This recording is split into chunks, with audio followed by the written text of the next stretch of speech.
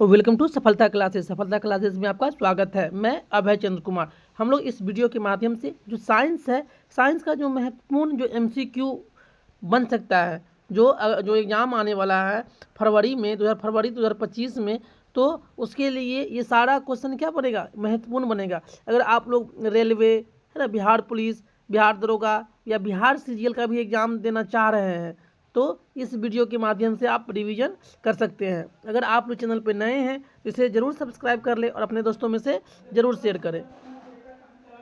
चलते हैं क्वेश्चन पे।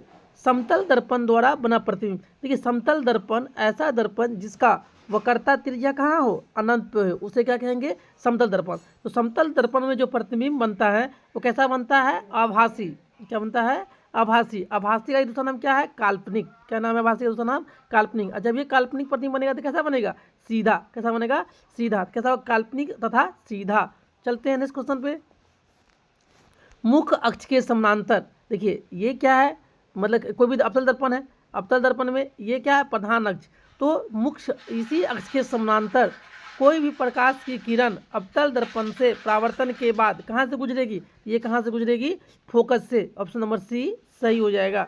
चलते हैं नेक्स्ट क्वेश्चन पे। निम्नलिखित में से किसमें आपतन कोण परावर्तन कोण के बराबर होता है। तो किसमें, परावर्तन, मतलब परावर्तन में क्या होता है, आपतन कोण किसके बराबर होता है, परावर्तन कोण के बराबर होता है। ऑप्शन नंबर बी सही हो जाएगा। चलते हैं नेक्स्ट क्वेश्चन पे। अवतल दर्पण की फोकस दूरी। देखिए ये है क्या है, अवतल दर्पण। ये है, ये क्या है, प्रधान अक्ष। और ये क्या है, मतलब दर्पण का बीचों बीच वाला बिंदु को हम लोग क्या कहते हैं, किससे लिखते हैं, पी से। मतलब क्या, ये पोल केंद्र है। तो सारा दूरी कहाँ से लेते हैं हम लोग, मतलब पी से लेते हैं। अगर जाएंगे बाएं की तरफ तो निगेटिव, दाहिने की तरफ जाएंगे तो पॉजिटिव, ऊपर जाएंगे तो पॉजिटिव, नीचे जाएंगे तो निगेटिव। तो बोल रहा है तो फोकस दूरी अवतल दर्पण का ये एफ है, ये वक्रता त्रिज्या है। तो फोकस दूरी और वक्रता त्रिज्या दोनों क्या होगा, ऋणात्मक। ऑप्शन नंबर बी सही हो जाएगा। चलते हैं क्वेश्चन पे। सौर कुकर में कौन सा दर्पण उपयोग किया जाता है। तो सौर कुकर में हम लोग अवतल दर्पण का प्रयोग करते हैं। चलते हैं नेक्स्ट क्वेश्चन पे। उत्तल दर्पण द्वारा बनने वाला प्रतिबिंब हमेशा। देखिए उत्तल दर्पण में प्रतिबिंब कैसा बनेगा, काल्पनिक। काल्पनिक का ही इससे पहले बताए हुए, काल्पनिक का दूसरा नाम क्या है, आभासी। क्या नाम है, आभासी। और काल्पनिक और आभासी प्रतिबिंब कैसा बनता है, सीधा। तो कैसा बनेगा, आभासी और सीधा। चलते हैं नेक्स्ट क्वेश्चन पे। अवतल दर्पण में जब वस्तु अनंत पे हो, अवतल दर्पण में जब वस्तु कहाँ हो, अनंत पे हो, तो उसका प्रतिबिंब कहाँ बनेगा, फोकस पे, बहुत छोटा बनेगा। तो कहाँ बनेगा, फोकस पर। ऑप्शन नंबर ए सही हो जाएगा। चलते हैं ना सुबह। वक्रता त्रिज्या बराबर है। देखिए ए बराबर में क्या होता है, r/2। अब कोना करने गुना करेंगे तो r बराबर क्या हो जाएगा, 2f। तो किससे संबंधित है, 2f से। चलते हैं इस क्वेश्चन पे।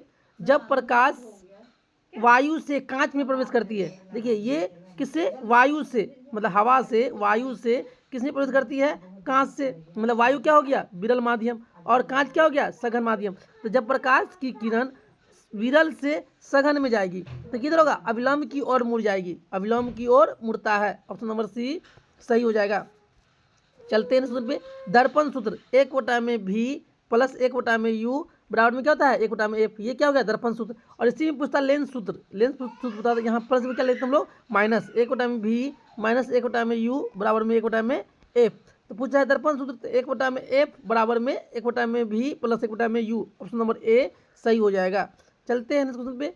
प्रकाश का वेग सर्वाधिक होता है किसमें, निर्वात में। कितना होता है, 3 × 10⁸ मीटर प्रति सेकेंड।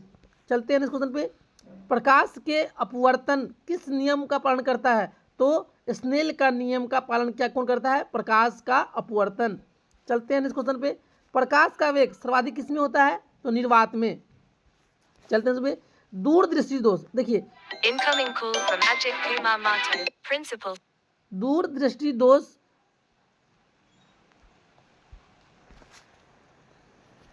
दूरदृष्टि दोष को ठीक किया जाता है। तो किससे क्या करते हैं हम लोग, उसमें उत्तल लेंस लगाकर हम लोग दूरदृष्टि दोष को हम लोग क्या करते हैं, ठीक करते हैं। और निकट दृष्टि दोष में अवतल लेंस लगाकर। चलते हैं इस क्वेश्चन पे।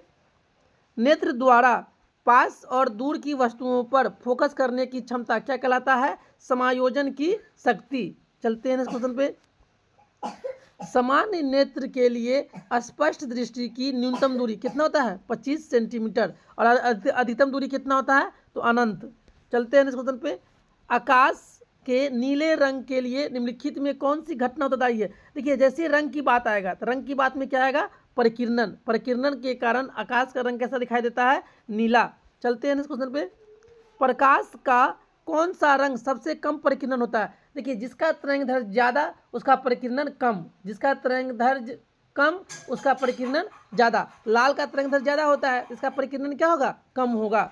चलते हैं इस क्वेश्चन पे। तारे का टिमटिमाना किस कारण से होता है। तो तारे का टिमटिमाना किस कारण होता है वायुमंडलीय अपवर्तन के कारण।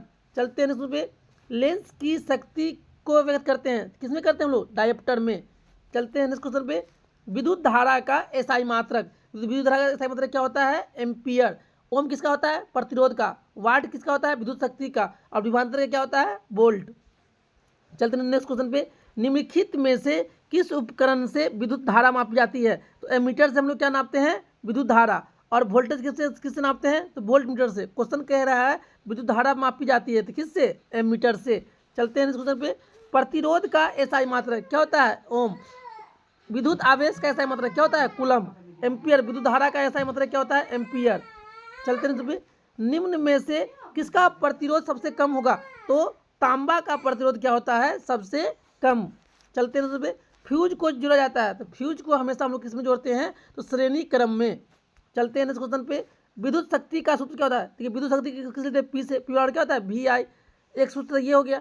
ओम के नियम से वी क्या होता है आई आर। तो जहाँ पे वी है वहाँ पे क्या देंगे आई आर इंटू में आई। आई दो बार हो गया तो आई स्क्वायर इंटू में आर।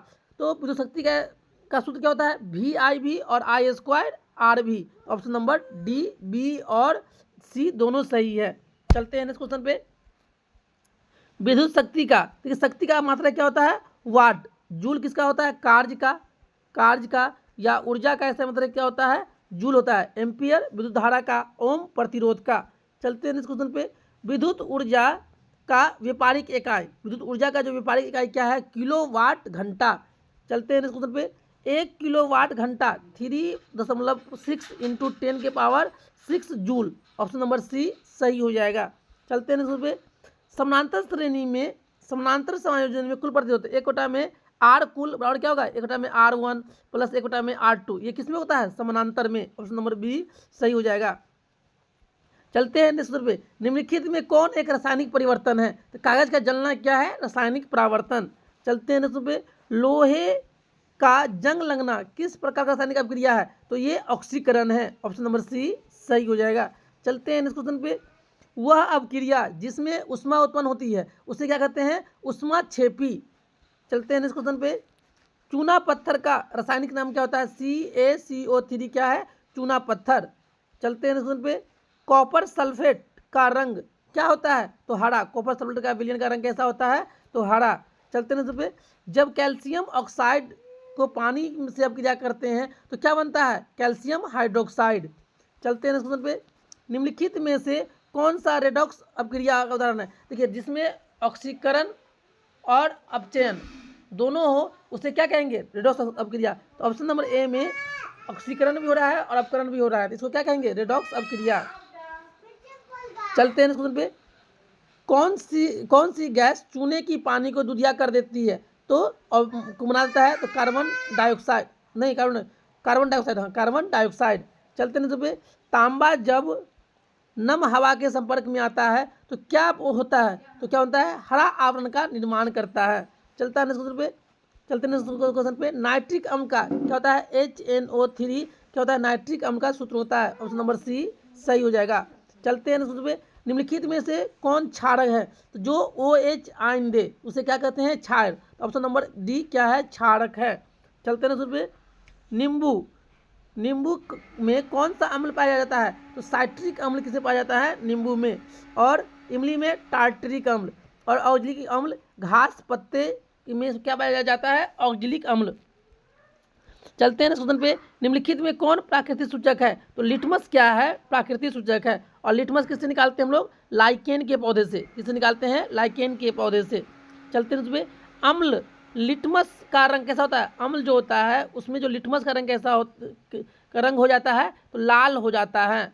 चलते हैं इसमें, एंटासिड में कौन सा क्षार उपयोग में आता है, तो MgOH2 का whole twice, option number C सही हो जाएगा। चलते हैं सुबह, एक उदासीन pH का मान, उदासीन pH का मान किसका होता है 7, ऑप्शन नंबर सी सही हो जाएगा। चलते हैं सुबह, बेकिंग सोडा मतलब खाने वाला सोडा का रासायनिक क्या होता है, तो sodium bicarbonate, option number C सही हो जाएगा। चलते हैं इस क्वेश्चन पे, निम्न में से किसका उपयोग मिश्र धातु बनाने में नहीं करते हैं, तो ऑक्सीजन का उपयोग हम लोग मिश्र धातु बनाने में नहीं करते हैं।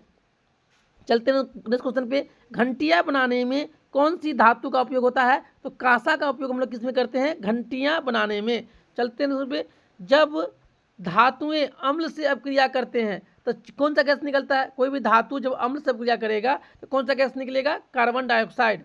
चलते हैं क्वेश्चन पे, निम्नलिखित में से कौन सी धातु जल से अपक्रिया नहीं करता है, देखिए सोडियम करता है, पोटेशियम भी करता है, कैल्शियम भी करता है, लेकिन सोना जल से अपक्रिया नहीं करता है। चलते हैं क्वेश्चन पे, अधातुएं होती है ध्वनिक, कैसा होता है वो अधातुएं ध्वनिक होती है। चलते हैं क्वेश्चन पे, निम्नलिखित में से कौन सा धातु समान ताप पर तरल अवस्था में होता है, तो पारा जो एक धातु है जो समान ताप में किस में रहता है, तरल अवस्था में। चलते हैं क्वेश्चन पे, लोहे को गैल्वनाइज करने के लिए किस धातु का उपयोग करते हैं, तो हम लोग जिंक का उपयोग करते हैं। चलते हैं क्वेश्चन पे, निम्नलिखित में से सबसे मुलायम धातु कौन है, तो सोडियम।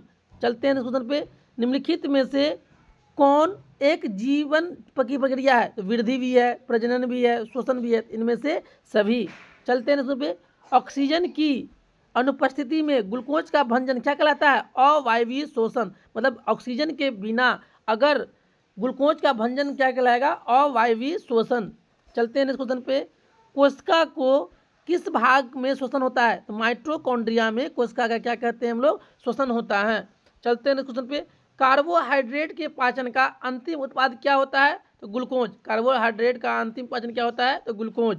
चलते हैं इस क्वेश्चन पे, कौन सा अंग पित्तरस श्रावण करता है, तो यकृत जो है पित्तरस का श्रावण करता है। चलते हैं पे, पाचन नली का कौन सा भाग जल को अवशोषित करता है, तो बड़ी आंत क्या करता है, जल का अवशोषण। चलते हैं पे, वृक्क की मूल इकाई क्या होता है, नेफ्रॉन, वृक्क का मूल इकाई क्या होता है, तो नेफ्रॉन। चलते हैं इस क्वेश्चन पे, तंत्रिका तंत्र की संरचनात्मक और क्रियात्मक इकाई क्या कौन होता है, तो न्यूरॉन, तंत्रिका तंत्र का क्या होता है, न्यूरॉन। चलते हैं इस क्वेश्चन पे, मस्तिष्क का वह भाग जो संतुलन और स्थिति के लिए उत्तरदायी है, तो कौन सा है, सेरिबलम, क्या है, सेरिबलम। चलते हैं इस क्वेश्चन पे, रिफ्लेक्स की क्रिया को नियंत्रित करता है, कौन सा, मेरुरज्जु। चलते हैं इस क्वेश्चन पे, किस हार्मोन को लड़ो या भागो हार्मोन कहा जाता है, तो एड्रेनल को हम लोग क्या कहते हैं, लड़ो या भागो हार्मोन। चलते हैं दूसरे पे, किस अंतःस्रावी ग्रंथि को मास्टर ग्रंथि कहा जाता है, तो प्यूटिटरी जो ग्रंथि है उसको हम लोग क्या कहते हैं, अंतःस्रावी को मास्टर ग्रंथि। चलते हैं दूसरे पे, सूरजमुखी का सूर्य की ओर झुकना, देखिए सूर्य की तरफ झुकना तो क्या कहेंगे हम लोग, तो प्रकाश शून्यवर्तन, अगर मतलब पृथ्वी की ओर झुकना क्या कहेंगे, गुरुत्वानुकर्तन, जल की तरफ झुकना तो क्या कहेंगे, जलानुवर्तन। चलते हैं इस क्वेश्चन पे, निम्नलिखित में से कौन सा जनन का अलैंगिक विधि है, तो प्रागन क्या है, ये जनन का अलैंगिक विधि। चलते हैं इस क्वेश्चन पे, निम्नलिखित में से किस विधि द्वारा हाइड्रा जनन करता है, तो मुकुलन विधि के द्वारा हाइड्रा क्या करता है, अपना जनन करता है। चलते हैं इस क्वेश्चन पे, ब्रायोफाइलम के वनस्पतिक जनन में पौधे का कौन सा भाग प्रयोग होता है, तो कौन सा भाग, फूल।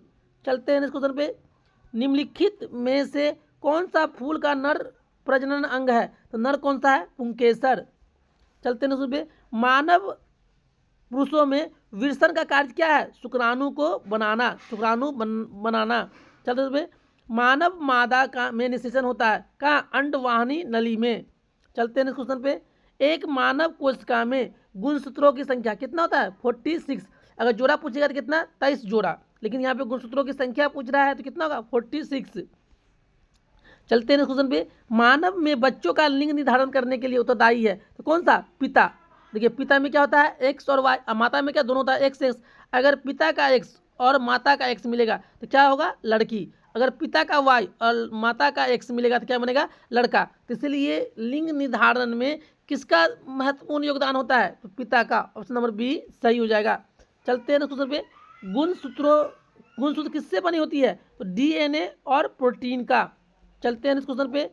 निम्नलिखित में से कौन सा भाग मानव का अवशेषी अंग है, तो कौन सा, किडनी। किडनी को हम लोग मतलब क्या कहते हैं, अवशोषी अंग।